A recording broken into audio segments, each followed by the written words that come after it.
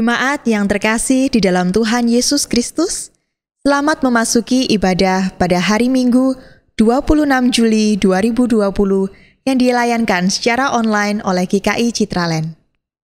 Pelayan firman pada hari ini adalah Pendeta Florida Rambu Bangironi yang akan membawakan satu tema, hidup sebagai warga kerajaan sorga. Mari kita mengambil saat teduh sejenak.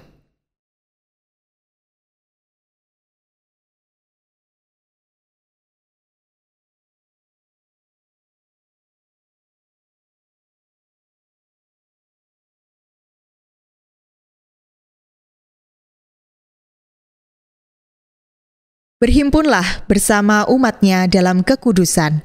Muliakanlah Allah di tempat yang maha tinggi. Bersyukurlah atas kebaikan-Nya.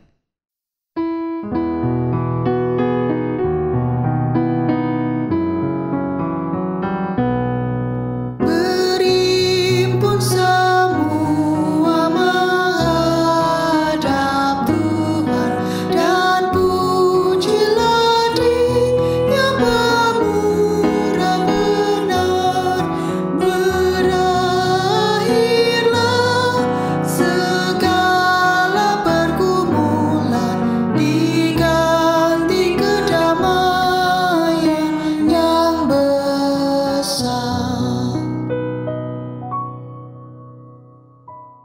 Kita memasuki ibadah minggu ini dengan satu pengakuan bahwa pertolongan kita datangnya dari Tuhan yang menciptakan langit dan bumi.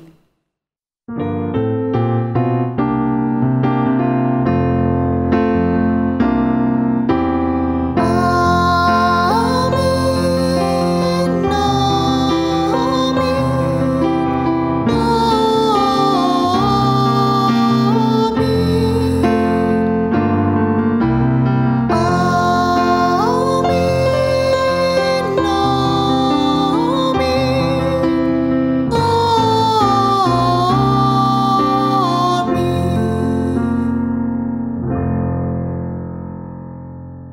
Damai Kristus besertamu.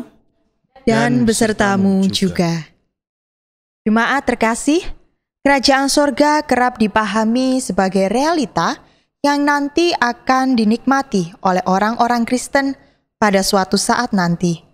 Namun, sebenarnya kerajaan sorga itu sedang ada di tengah-tengah kehidupan kita semua.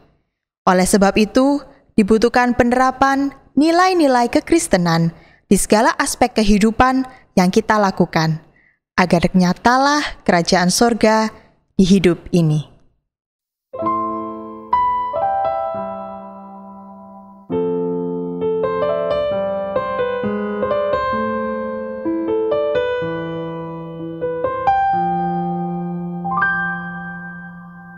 Ku mau hidup seturut kehendak-Mu, mengajarkan keselamatan yang telah Kau beri.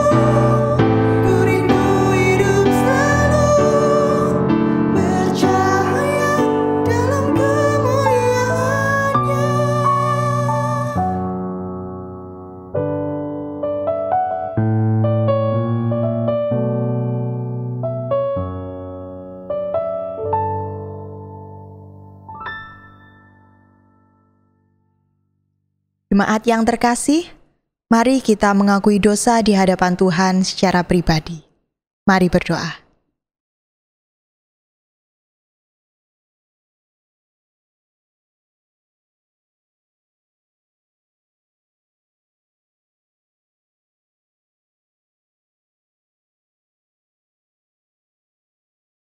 Tuhan Yesus yang terkasih, inilah pengakuan dosa kami. Tiada yang tersembunyi bagimu. Kami memohon pengampunan-Mu. Pulihkanlah kami ya Tuhan. Dalam Tuhan Yesus, penebus kami yang hidup, kami berdoa. Amin.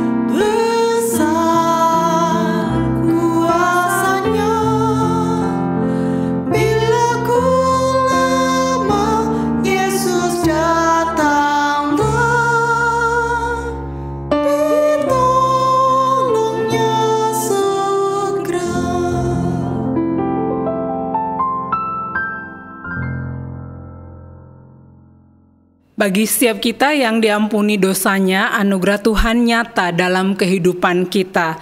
Demikianlah sabdanya tertulis dalam Mazmur 103 ayat 2 hingga ayatnya yang kelima. Pujilah Tuhan hai jiwaku, dan jangan lupakan segala kebaikannya. Dia yang mengampuni segala kesalahanmu, yang menyembuhkan segala penyakitmu. Dia yang menebus hidupmu dari lubang kubur, yang memahkotai engkau dengan kasih setia dan rahmat.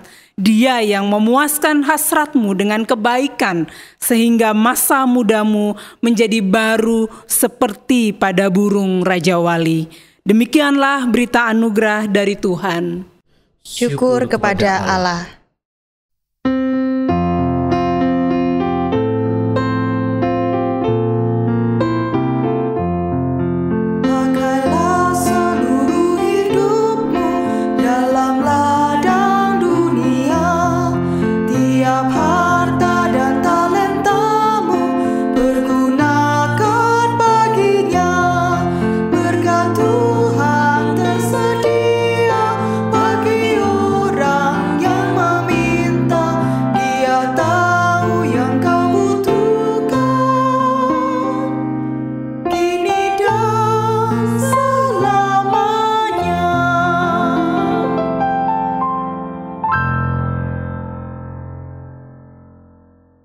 Bapak Ibu Saudara yang dikasihi Tuhan, sebelum kita membaca firman Tuhan, mari terlebih dahulu kita berdoa memohon tuntunan Roh Kudus. Bapa di dalam kerajaan sorga, Bapa yang mengasihi kami dan tidak pernah meninggalkan kami. Kami bersyukur untuk setiap hari dan setiap waktu kami boleh merasakan kasih dan pemeliharaan Tuhan. Dan saat ini kami mau membaca firman-Mu. Biarlah Roh Kudus-Mu menolong kami untuk mengerti firman-Mu.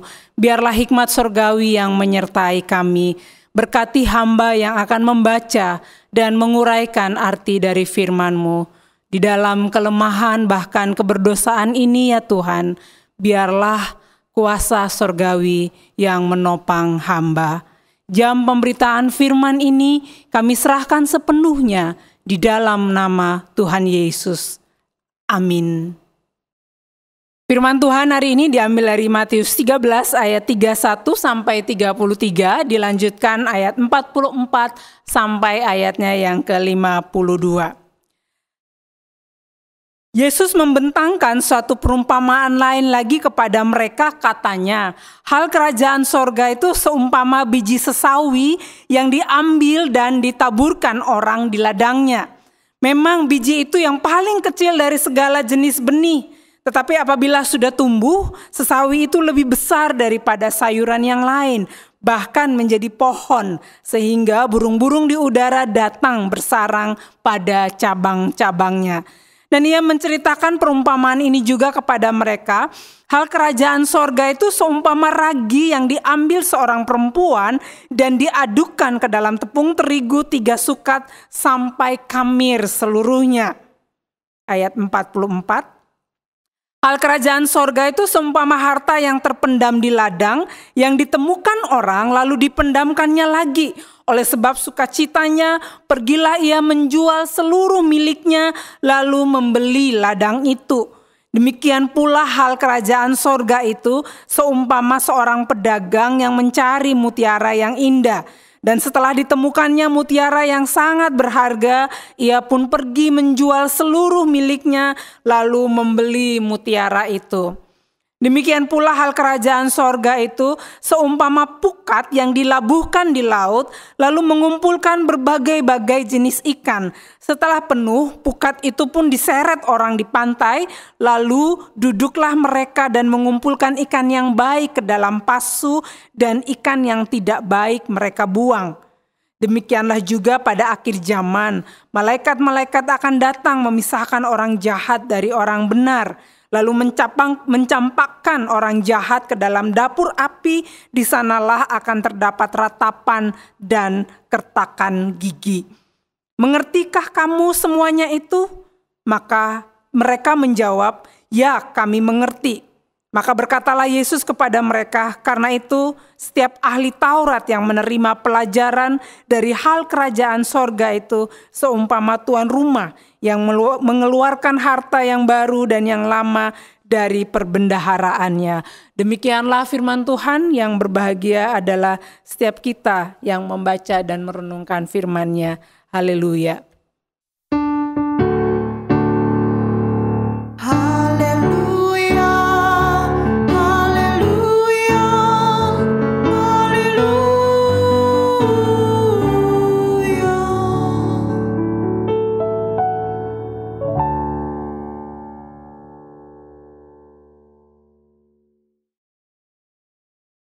Saudara, tema ibadah kita pada minggu ini hidup sebagai warga kerajaan sorga. Suatu saat sebelum pandemi saya mengunjungi jemaat yang baru saja memiliki bayi. Jadi ini anak yang kedua. Ibunya bercerita ketika mereka pulang ke rumah dari rumah sakit, mereka balik ke rumah, lalu kakaknya ini menyambut dengan sukacita adiknya. Dia minta gendong dan kemudian dia mencium adiknya dan dia berkata, I love you. Itu berkesan banget untuk orang tuanya, dan perkataan I love you yang dikatakan oleh kakak yang juga sebenarnya masih kecil, umurnya baru 3 tahun, dan dia melihat adiknya yang masih bayi, yang baru lahir, dan kemudian ketika dia mengatakan I love you kepada adiknya, itu seperti menggetarkan hati semua orang. Mereka yang saat itu ada dalam satu rumah terharu karena apa yang dilakukan oleh kakak kepada adiknya. Hal kecil tapi bisa menghadirkan keharuan, sukacita di tengah keluarga. Ada cerita yang lain juga ketika penyambut jemaat, saudara. Sebelum pandemi kita tahu kita beribadah di gedung gereja, kita beribadah tatap muka, dan selalu ada penyambut jemaat. Pekerjaannya sederhana, hanya memberikan warta, lalu mengucapkan selamat pagi atau selamat sore, lalu menghantarkan, menunjukkan tempat duduk kepada jemaat yang datang. Kesetiaan untuk melakukan hal yang sederhana itu, saudara, hal yang kecil itu rupanya berdampak besar. Ada orang yang baru mau mengenal Tuhan, yang ingin sekali tahu bergereja itu kayak apa, justru terkesannya karena penyambut jemaat yang dengan setia memberikan warta jemaat, lalu menyapa dengan senyumnya dan berusaha mencari tempat duduk untuk tamu yang datang. Hasilnya apa, saudara? Yang baru mau mengenal Tuhan ini akhirnya mengambil keputusan mengikut Tuhan. Berawal dari sapaan, memberikan warta, dan mengantarkan jemaat atau tamu yang datang itu untuk duduk di dalam gedung gereja. Saudara, ada banyak hal-hal yang mungkin perkara besar di luar sana atau yang mungkin sering kita lakukan, tetapi ada juga hal-hal kecil yang bisa kita lakukan yang bisa berdampak besar. Rupanya bukan kecil atau besarnya peran kita, tetapi ini soal mau bergerak bersama untuk bisa berdampak. Perumpamaan yang Tuhan Yesus ajarkan tentang biji sesawi, tentang ragi, ini sama-sama kecilnya, saudara. Biji sesawi yang sangat kecil itu bisa bertumbuh menjadi sayur, lalu kemudian berubah menjadi pohon, bertumbuh terus menjadi pohon. Bahkan dengan dahan, dengan cabang yang kuat, lalu Tuhan Yesus memberikan contoh, burung pun bisa membuat sarang di pohon itu. Begitu juga dengan ragi yang sangat kecil, sangat halus, bisa mengkamirkan adonan. Sama-sama kecil, saudara, tapi dampaknya sangat besar. Nah, Tuhan mau kita melakukan itu. Bagaimana kita sebagai orang-orang yang adalah warga kerajaan sorga, yang mau menggambarkan identitas kita sebagai anak Allah, identitas kita sebagai orang percaya, bagaimana kita mengambil peran entah besar atau kecil, apapun itu, tetapi sama-sama bergerak untuk berdampak. Seperti ragi. Di masa pandemi ini, saudara, salah satu yang saya belajar selama di rumah saja adalah membuat roti. Sebagai orang yang masih pemula, saya ingat benar saya mulai mencoba dengan tepung 250 gram. Dan kalau buat roti selalu raginya itu cuma 1 sendok teh. Bayangkan perbandingannya kecil, sedikit sekali. Tapi justru itu yang punya dampak yang besar. Namanya baru mencoba pasti pernah gagal, saudara. Dan gagalnya itu di mana? Ragi yang gak aktif. Ragi yang sudah tidak aktif itu kemudian merusak semua adonan. Sudah gak jadi lagi, gak berbentuk roti lagi, saudara. Ketika Tuhan mengambil contoh biji sesawi, ketika Tuhan mengambil contoh ragi,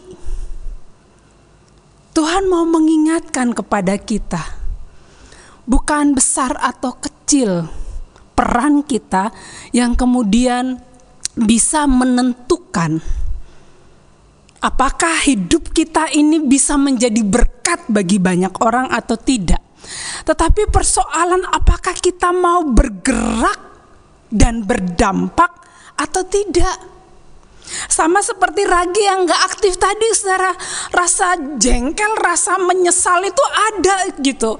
Bayangkan semua adonan sudah jadi, lalu kemudian hanya gara-gara yang 1 sendok teh ini, saudara, lalu kemudian buyar semuanya. Bingung, namanya orang baru belajar, bingung adonan yang gak jadi ini mau dibuat apa.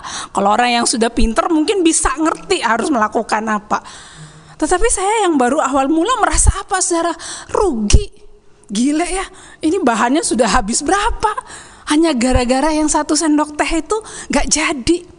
Saudara, hidupmu, hidup saya, hidup kita sudah lunas dibayar oleh darah Kristus.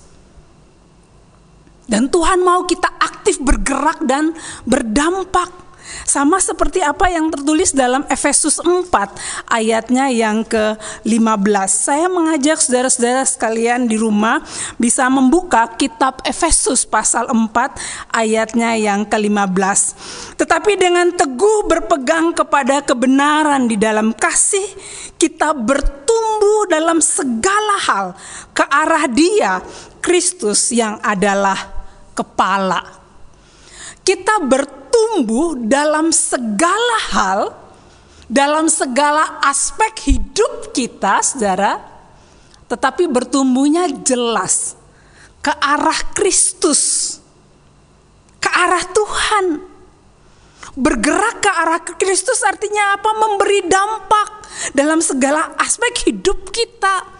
Sekecil apapun peran kita, mari kita lakukan dengan kemauan yang mau bergerak dan juga mau untuk berdampak. Persis seperti biji sesawi tadi. Gak cuman jadi sayur, dia bisa bertumbuh besar menjadi pohon dan burung bisa bersarang. Artinya apa? Ada dampak kekuatan, tapi juga ada keteduhan dan juga kenyamanan. Situasi saat ini orang sudah terlalu gaduh dengan segala persoalan, saudara. Orang sudah terlalu gaduh dengan berbagai macam hal yang terjadi akibat pandemi. Kita sebagai murid Kristus, mari kita bergerak dan berdampak untuk apa? Hadirkan kekuatan, bukan ketakutan. Hadirkan keteduhan, bukan kegaduhan. Hadirkan kenyamanan, bukan kegelisahan. Biji sesawi yang bertumbuh menjadi pohon lalu kemudian burung bisa bersarang di situ, memberikan gambaran bahwa dia mampu menghadirkan keteduhan dan kenyamanan. Orang sangat butuh keteduhan hati dan juga kenyamanan dalam situasi yang seperti sekarang ini. Jangan sampai apa yang kita lakukan, apa yang kita katakan, justru semakin menghadirkan kegaduhan. Yang Tuhan mau adalah hidup sebagai warga kerajaan Allah, bergerak, berdampak. Dampaknya apa? Orang di sekitar kita bisa mendapatkan kekuatan baru untuk menjalani hidup yang tidak mudah ini. Orang di sekitar kita bisa merasakan keteduhan ketika mereka sudah terlalu gaduh dengan segala persoalan yang ada di sekitar hidup mereka. Ada 2 orang teman lama yang bertemu, saudara. Yang satu bawa anaknya. Anaknya lagi 2 anak perempuan 2 gitu. Lalu mereka seperti reunian gitu, ketemu, senang banget, sudah lama gak ketemu. Lalu dia dengan segala impiannya mau menceritakan apa yang ia alami sebagai ibu dengan 2 orang anak yang masih kecil-kecil. Dan dia mengajak anak-anaknya untuk mengenal temannya, maminya ini. Tapi saudara, ketika ketemu, apa yang dikatakan oleh temannya? Wah, anakmu udah 2 nih, harusnya nambah 1 lagi, laki-laki biar lengkap. Anda bayangkan, datang dengan rasa bahagia. Tapi pulang yang tadinya anak-anak ini menjadi sumber kebahagiaan karena perkataan-perkataan yang gak pas itu, akhirnya orang pulang dengan kekesalan. Sudah gak bahagia lagi. Hidup yang tadinya bisa dia lihat sempurna, bahagia dengan kehadiran keluarga yang kecil ini, lalu dia mulai terasuk pikirannya yang merasa bahwa hidupnya gak bahagia. Ada banyak hal-hal yang sering kita lakukan, sepertinya sepele, sepertinya kita anggap biasa, tapi dalam kondisi seperti sekarang justru menghadirkan ketidaknyamanan. Misalnya kita tahu bahwa teman kita, kenalan kita, orang yang kita kenal, ternyata terpapar COVID. Ada orang yang begitu cepatnya belum juga doain temannya, belum juga mau bilang, mau nyapa bahwa dia mendoakan atau menguatkan, tapi udah telepon, lalu udah cerita kemana-mana, sudah share berita kemana-mana, doa belum sempat, beritanya sudah kemana-mana. Kita menghadirkan kegaduhan, bukan keteduhan jika demikian. Doa belum sempat tapi kita udah angkat telepon orangnya, tanya, jadi dia harus bercerita kenapa dia kena COVID. Gak perlu, saudara. Mending kita mendoakan saja, ketimbang, saudara, kita melakukan hal yang bisa mendatangkan rasa kecewa bagi teman kita, bagi orang yang kita kenal, bagi saudara kita. Jauh lebih penting kita mendoakan saja. Kita bicara pada orang yang tepat supaya kita mendoakan mereka. Jangan kemudian begitu mudahnya kita meneruskan berita-berita yang sebenarnya. Kalau kita ada di posisi itu, kita pun tidak akan menyetujuinya. Tuhan mau saudara dan saya hadirkan keteduhan, bukan kegaduhan. Hidup sebagai warga kerajaan Allah, status kita sebagai anak Allah harusnya mencerminkan siapa Bapa kita. Hal yang kedua, saudara, dalam bacaan kita juga ketika Yesus mengajarkan tentang kerajaan sorga, dia juga mengajarkan tentang bagaimana ada orang yang menemukan harta karun yang lebih berharga, harta yang terpendam di ladang, lalu kemudian dia pergi, dia menjual semuanya, lalu dia balik membelinya. Atau ada orang yang kemudian melihat mutiara yang indah, dia lihat ada lagi yang lebih bagus dan lebih berharga, dia rela menjual apa yang sebelumnya dia rasa indah, tapi kemudian masih ada yang lebih berharga, dia berikan itu, melepaskan yang menurutnya indah demi sesuatu yang lebih berharga. Artinya apa, saudara? Dalam hidup ini kita juga harus belajar mengubah perspektif kita. Apa yang kita anggap indah dan baik dalam hidup ini, dan apa yang kemudian kita lihat ada yang lebih berharga dari kehidupan ini. Yang menarik kan dalam cerita ini, ketika orang itu menemukan harta yang terpendam, lalu dia pendamkan lagi, dan dengan sukacita dia pergi menjual seluruh miliknya, lalu membeli ladang itu. Di titik ini sebenarnya ada resiko, saudara. Anda bayangkan dia ketemu harta terpendam, dia tahu di ladang itu ada, tapi kemudian dia meninggalkan itu, lalu dia pergi jual itu. Fase antara ketemu dan pergi untuk menjual yang dia miliki supaya mendapatkan harta yang terpendam, itu fase risiko yang sangat tinggi. Risiko apa, saudara? Risiko kalau orang lain udah ketemu, tapi dia mengambil itu karena pikirannya ada sesuatu yang lebih berharga yang akan ia dapatkan. Melepaskan kemelekatan yang ada dalam dirinya yang ia miliki demi sesuatu yang lebih berharga, dan resiko itu dia terima.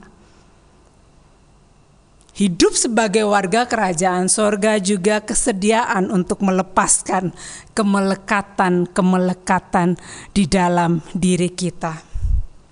Membuat kita bisa menemukan yang lebih berharga dalam kehidupan kita. Apa sih kemelekatan itu? Bisa ego kita, bisa kebanggaan diri kita, merasa yang paling,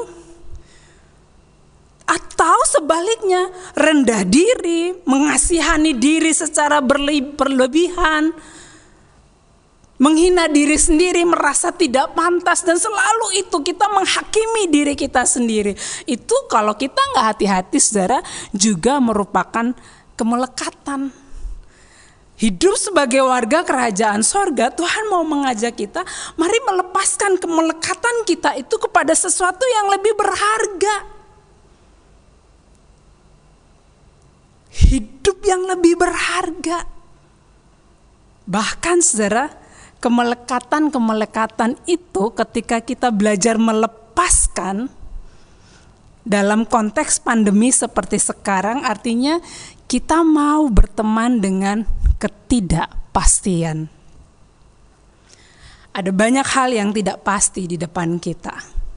Kita udah gak bisa, pokoknya sekarang aku mau begini, nanti harus begitu. Udah gak bisa, saudara. Kita belajar untuk berteman dengan ketidakpastian akan hidup dan masa depan yang tidak bisa kita rancang secara detail. Saya percaya gereja-gereja banyak yang mengubah visi misi, bahkan udah gak tahu mau bicara 3 bulan ke depan aja udah sulit gitu.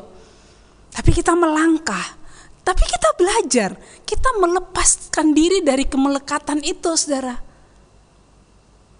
Kita sedang belajar berteman dengan ketidakpastian, Tapi bersamaan dengan itu kita percaya pada tuntunan dan kekuatan Tuhan yang akan menolong kita.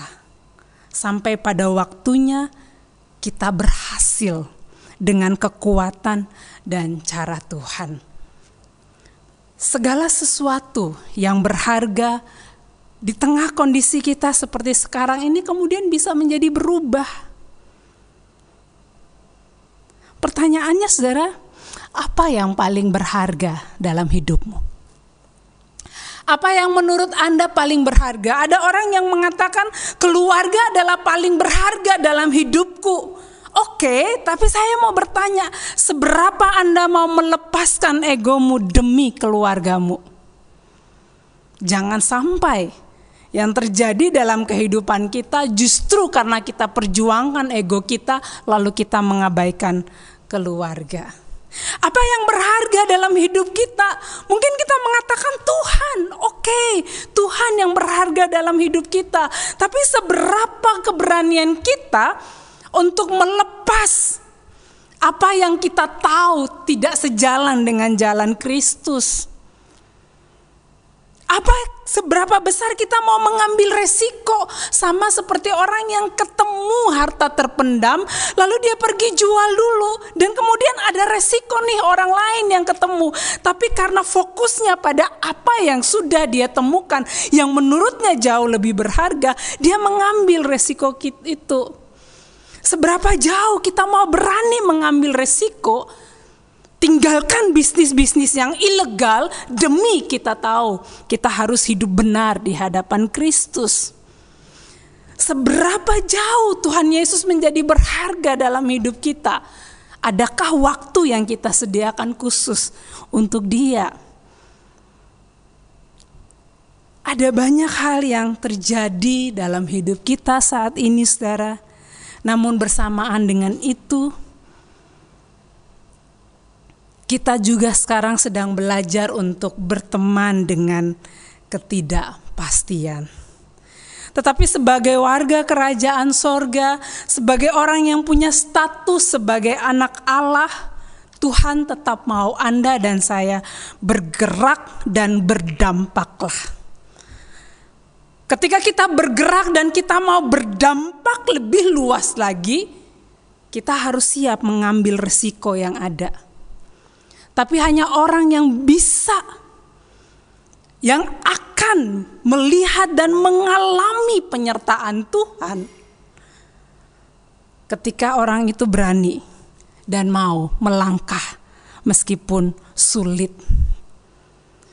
Hidup sebagai warga kerajaan sorga, Tuhan mau hadirkan keteduhan di tengah kegaduhan. Ambil peran kecil. Kalau memang gak sanggup ambil yang besar, Tuhan tetap menghargainya. Hadirkan kenyamanan, bukan ketegangan. Situasi di depan memang tidak pasti, berkawanlah dengan ketidakpastian itu. Karena kita tahu satu yang pasti, Tuhan menyertai kita dan tidak akan pernah meninggalkan kita. Dan yang paling penting adalah tentukan kembali apa yang berharga di dalam hidupmu. Karena perspektif kita, nilai kita, apa yang kita anggap itu yang paling berharga, maka seharusnya hidup kita terarah kepada yang berharga itu. Kita tidak bisa bilang keluarga adalah yang berharga kalau selama ini kita masih merasa bahwa ego kita lah yang harus dilayani dalam keluarga. Kita gak bisa bilang Tuhanlah yang berharga kalau waktu saja kita gak punya untuk Tuhan. Firman Tuhan hari ini mau mengajak kita, ingat, status Anda adalah anak Allah. Dan biarlah hidup kita mencerminkan siapa Bapak kita. Biarlah kita terus bergerak dan terus berdampak. Jangan takut ambil resiko, karena di jalan itulah kita bisa melihat penyertaan Tuhan yang tidak pernah selesai di dalam hidup kita. Amin. Kita saat teduh sejenak.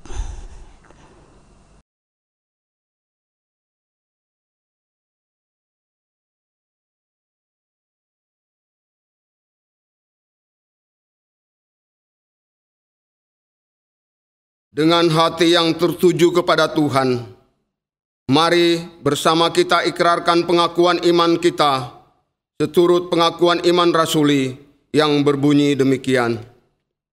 Aku percaya kepada Allah, Bapa yang Maha Kuasa, Khalik langit dan bumi, dan kepada Yesus Kristus, Anaknya yang tunggal Tuhan kita, yang dikandung dari Roh Kudus, lahir dari anak darah Maria, yang menderita sengsara di bawah pemerintahan Pontius Pilatus, disalibkan, mati dan dikuburkan, turun ke dalam kerajaan maut. Pada hari yang ketiga, bangkit pula dari antara orang mati, naik ke surga, duduk di sebelah kanan Allah Bapa yang Maha Kuasa, dan dari sana Ia akan datang untuk menghakimi orang yang hidup dan yang mati. Aku percaya kepada Roh Kudus, gereja yang kudus dan am, persekutuan orang kudus, pengampunan dosa, kebangkitan orang mati, dan hidup yang kekal. Saudara, mari kita satu di dalam doa syafaat. Kita berdoa. Tuhan, kami mendoakan Indonesia. Di masa pandemi ini ada banyak persoalan yang terjadi. Ada banyak orang yang menderita, dan kami memohon pertolongan Tuhan, supaya Tuhan juga boleh memimpin, memberikan hikmat kepada para pemimpin kami, agar mereka boleh berpikir dengan baik, mengatur strategi yang baik, untuk mengatasi segala persoalan terkait dengan pandemi ini.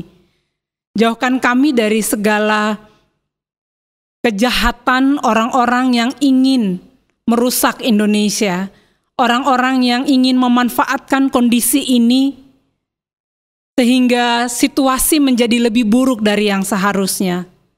Kami memohon ya Tuhan, selamatkanlah kami dari bencana ini. Kami berdoa untuk kota Surabaya. Kami juga memohon pertolongan Tuhan agar hikmat-Mu boleh menyertai para pemimpin kami. Kami memohon pertolongan Tuhan, supaya kami juga boleh melewati masa pandemi ini. Situasi yang tak mudah. Kami berdoa ya Tuhan, untuk mereka yang terdampak karena COVID-19 ini.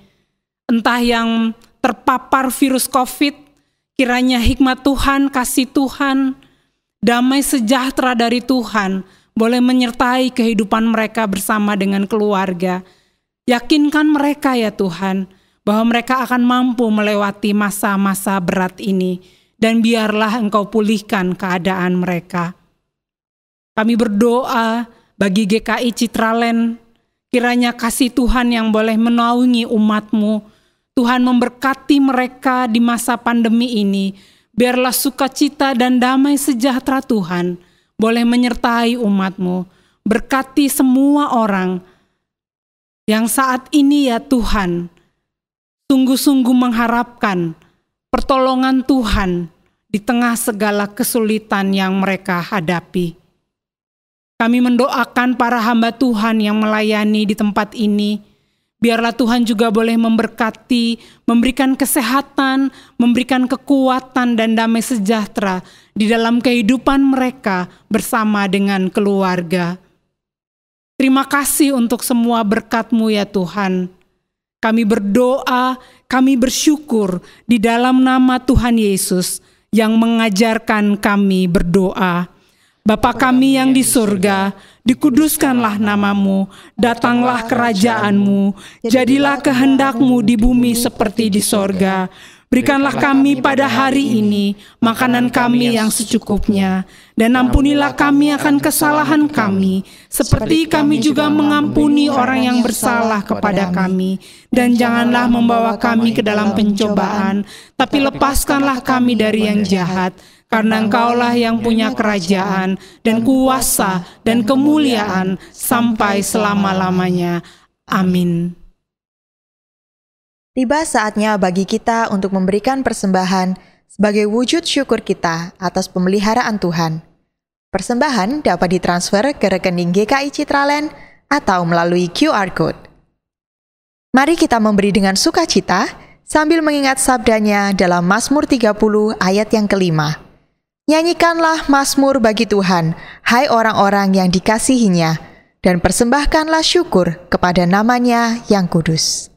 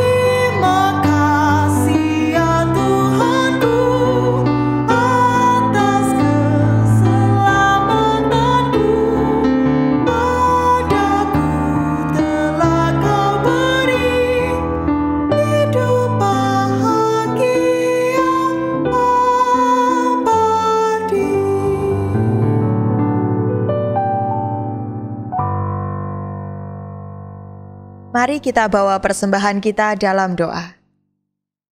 Tuhan Yesus yang baik, kami membawa persembahan yang terkumpul dengan bersyukur atas berkat-berkat dalam kehidupan kami.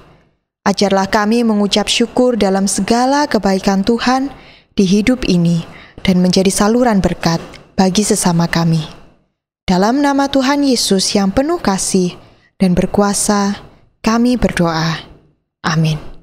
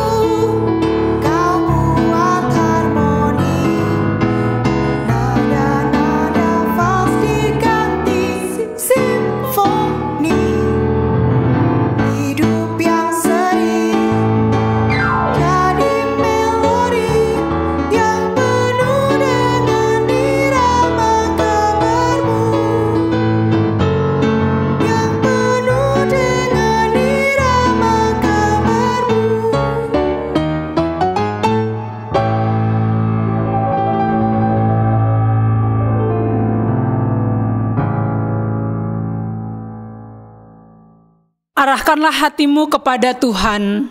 Kami mengarahkan hati kami kepada Tuhan. Jadilah saksi Kristus. Syukur kepada Allah. Terpujilah Tuhan. Kini dan selamanya. Dan terimalah berkat dari Tuhan. Tuhan memberkati engkau dan melindungi engkau. Tuhan menyinari engkau dengan wajah-Nya dan memberi engkau kasih karunia. Tuhan menghadapkan wajah-Nya kepadamu dan memberi engkau damai sejahtera sekarang dan selama-lamanya. Amin.